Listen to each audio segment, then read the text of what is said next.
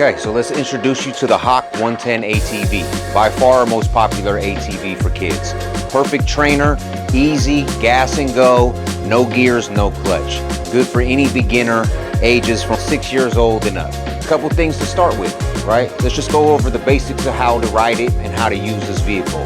First things first, of course, you got a thumb throttle right here, right? After that, you have a governor control screw that's gonna set the speed depending on what kid you have riding. So you can slow it down all the way to 3 miles an hour, or you can speed it up to about 20 miles an hour, give or take some, depending on who's riding. And of course, you have your front brake or drum brakes on both front tires, fully adjustable. After that, we go to your parking brake on your left-hand side. And this also has a wrist leash, kind of like a jet ski. Goes around the kid's wrist. If they were to fall off, this is gonna pop off and it's gonna stop running. From there, you have your primary kill switch. This is the kill switch they're gonna use all the time. That way they're not leaving their hands from the handlebars and they could just turn it off for any reason. If they wanna get off the quad, that's when you would go ahead and turn the key off. And that would kill all power to the ATV. And right below that is the start button. Now to start the vehicle, you need to engage a brake, either front brake or rear brake. We usually teach the kids on how to use the rear brake. That way they get comfortable with just stepping on it, trusting it, and putting their weight on it. And then from there, once they engage the brake, you can go ahead and hit the starter button and start the vehicle up. So again, you got your key and then all your controls up top. This also comes with a key fob.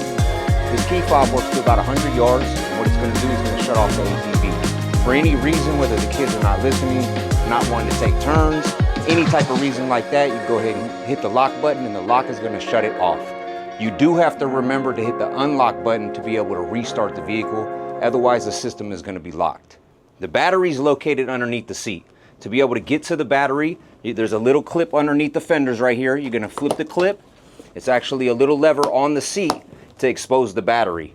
Now the battery's gonna charge itself as you ride it. It has a stator, kind of like an alternator, so it shouldn't be dying, it shouldn't have any issues. But for storage purposes, we do recommend to put a float charger on it. Because after you let them sit for about 3 to 4 months, wintertime usually, that's when the batteries kind of lose a charge.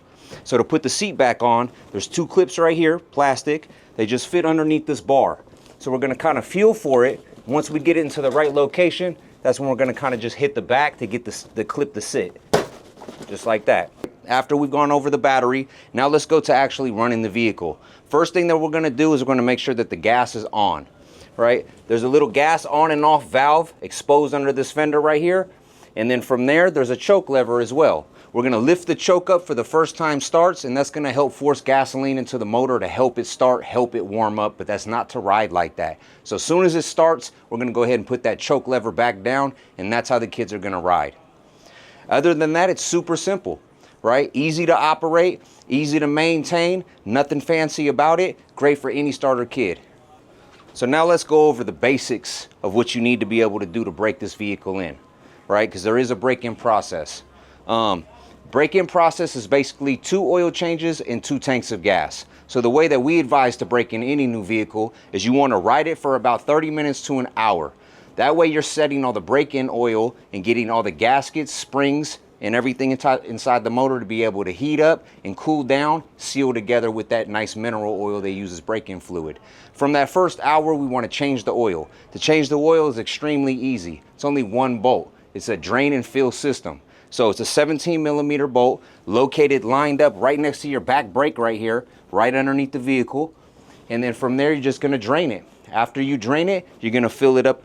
And it also has dipstick and a fill tube right next to the oil bolt as well. So that's your first oil change. The engine oil capacity on this is 800 milliliters. So that's all it's gonna take inside the case. So we're gonna ride it for an hour and do an oil change. After your first oil change, we're gonna ride it for 2 full tanks of gas. And what we're doing in those full 2 tanks of gas is actually heat cycles. What we want you to be able to do is have the kid ride it for about an hour and then take a 10-minute break.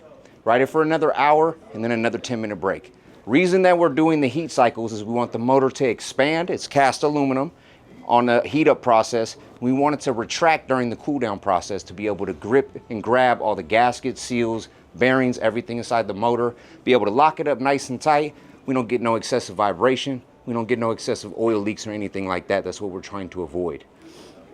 So again, 2 oil changes, 2 tanks of gas, Super simple, easy to maintain, easy to ride.